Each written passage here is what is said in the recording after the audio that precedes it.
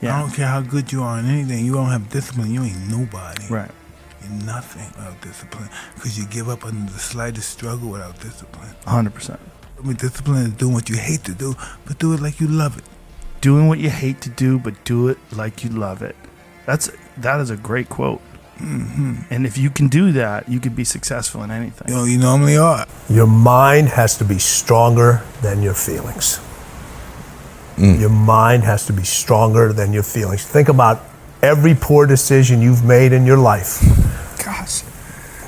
There was more emotion that was involved in it than there was mind.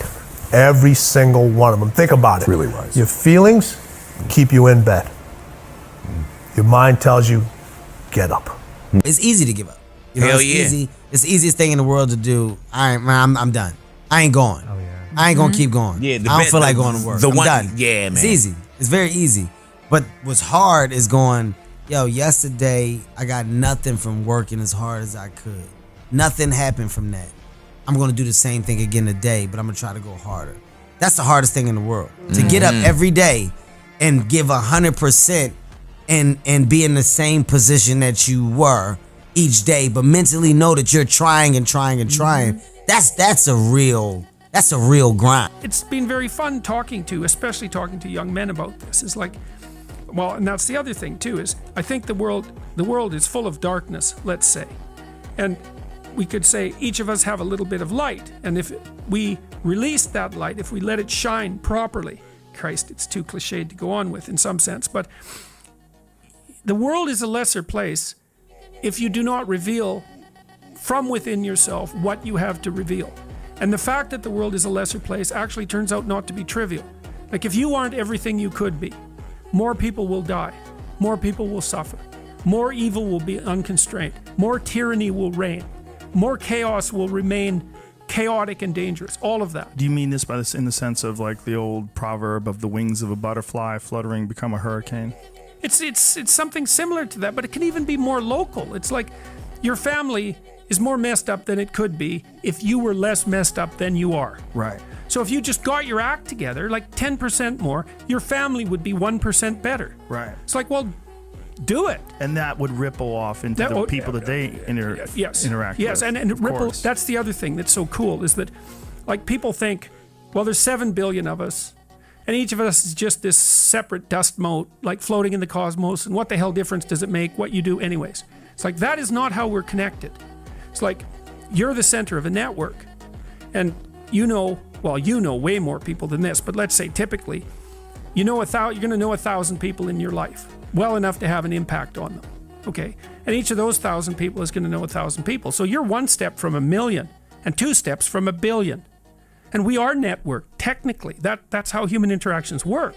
And so when you do something that you shouldn't do, it's worse than you think. And when you do something that you should do, it's better than you think. And so you think, well, this is why I've been telling people, well, clean up your room. It's like, well, your room is actually networked too. It's not that easy to clean up your room, to set it. So you want your room to be set up so that when you walk in there, it tells you to be better than you generally are. It's organized, it's got direction, everything's in its place. You try to do that in a chaotic household. You know, I've watched people do this because I had students do these sorts of things as assignments. I'd say, look, pick a small moral goal, clean up your room, and just write down what happens as a consequence. So maybe these are students in a chaotic household. The whole place is a bloody mess. No one's taking any responsibility for anything. And so they decide they're going to start to clean up their room. And then the people in the household notice. Well, the first thing they do is get pissed off. It's like, who do you think you are? Like, you think you're better than us? Like, why do you think this is worthwhile? Who died and made you God? All of that. So just by trying to organize this little part of their life, they immediately run into the people whose actions they're casting in a dim light by trying to improve themselves to some degree. They might have to have like a thorough war in their household to be allowed to do something as simple as keep the room orderly. They find out very rapidly that A, that's way more difficult than it sounds, and B, that the consequences of it are far more far-reaching than people think. So that's quite fun. You know, because maybe part of it is that like everything around you is full of potential. Everything. Maybe more potential than you could ever possibly utilize. And so maybe all you have is this little rat hole of a room in some rundown place in the world. It's like, fix it up. There's more there than you think. See what happens if you fix it up. And you'll fix yourself up simultaneously because you have to get disciplined in order to fix up the room. And then you have a fixed up room and you'll be a more fixed up person. It's like, you think that nothing will happen as a consequence of that? It's like all hell will break loose as a consequence of that. Trust me, you have a mindset right now, just like I have a mindset. It's how we view life. I know people with a negative mindset, which basically they view everything in a negative way. I know people with a positive mindset, which means they view everything in a positive way. People with an abundance mindset, a scarcity mindset. It's a way of thinking. The question is, how did we get there? How did we get that mindset? Through practice and habits. People that have a negative mindset have continually thought negatively. People that have a positive mindset have continually thought positive. You see, the things I do today determines the habits I have tomorrow, which determines the mindset that I have for life. So go back to what you do daily and ask yourself, what kind of a mindset am I developing today?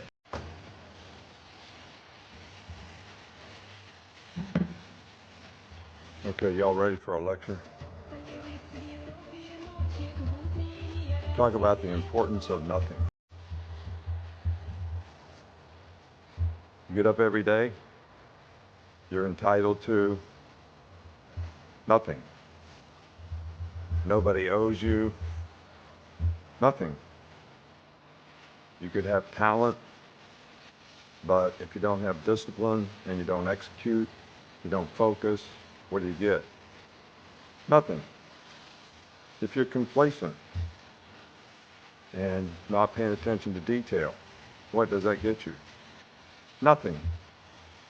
So nothing is acceptable but your best.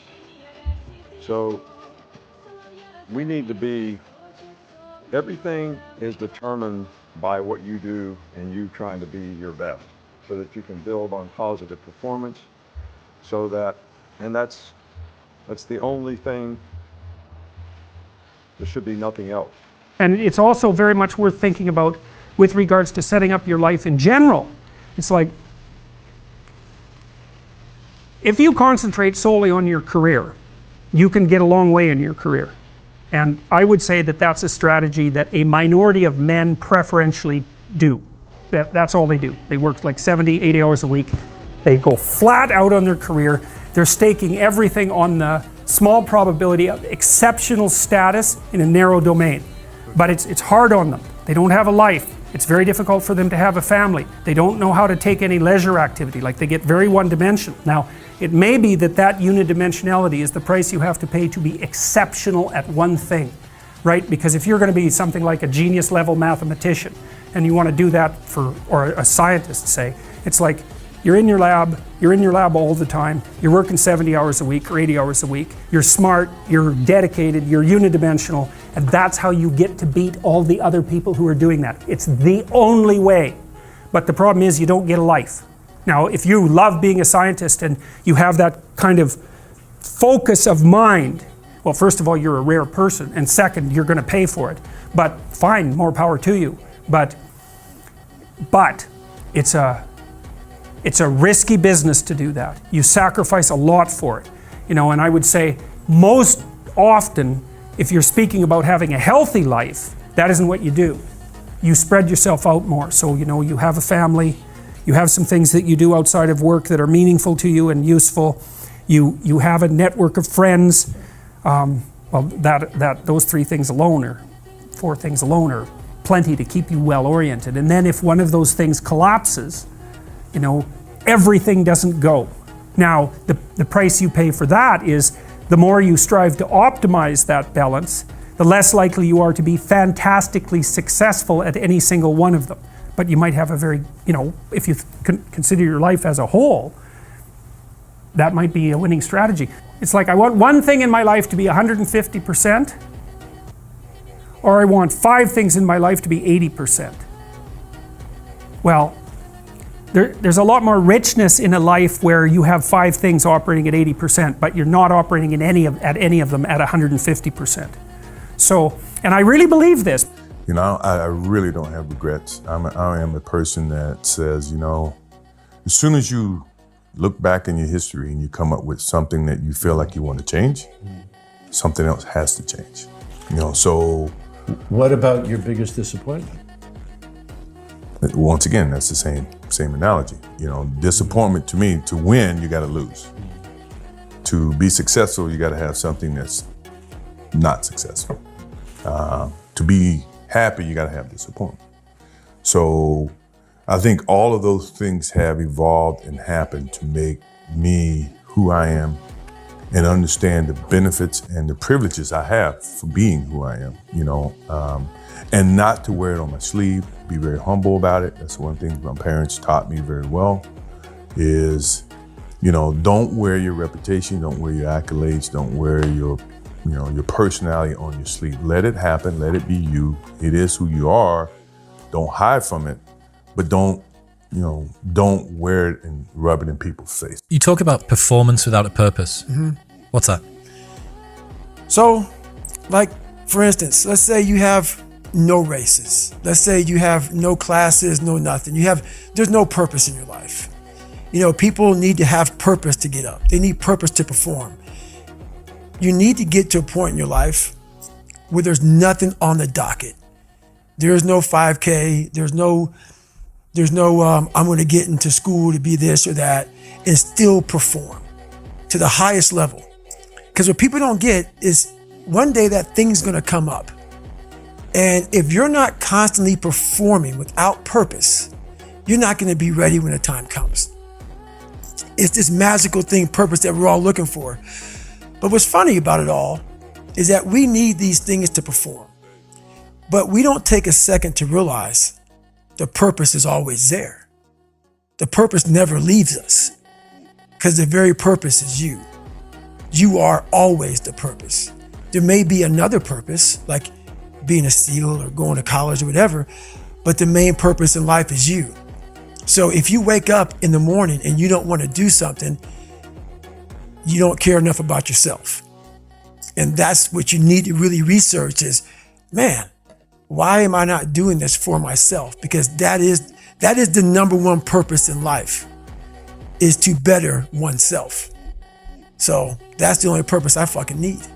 So the reason I get up every day, even though there's no race or there's no school, there's nothing in front of me, is because I have pride in myself. The key to being successful is planting.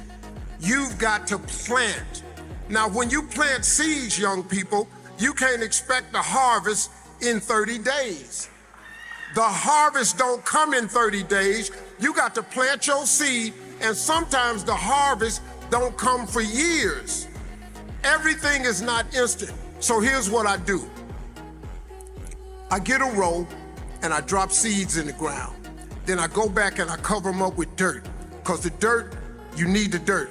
Then once I cover it up, I dig another row and I plant some more seeds. I got about 10 rows planted. I look back at the first row and it's starting to sprout. Some stuff starting to come out the ground. I don't go back to that first row and just start eating, because it ain't really bearing no fruit right now. You can't eat the stalks and the leaves. You gotta wait till it bear fruit. In the meantime, you got to keep planting. Now, you're gonna look up in about 5 years, you're gonna look back and something you planted 5 years ago gonna have a lot of fruit on it. Then you can go back and start partaking of that fruit. But the reason you gotta keep planting is because sometimes you're gonna get rained out. Sometimes it's gonna be a drought. Sometimes, man, the pesticides / haters is gonna do what they do to your planted crops. Now, you got to mentally be prepared for that. But the planting process can never stop. If I could tell anybody anything, keep planting seeds and never stop planting, because you have no idea when God gonna drop all the necessary rain and you look up and everything you need is right there.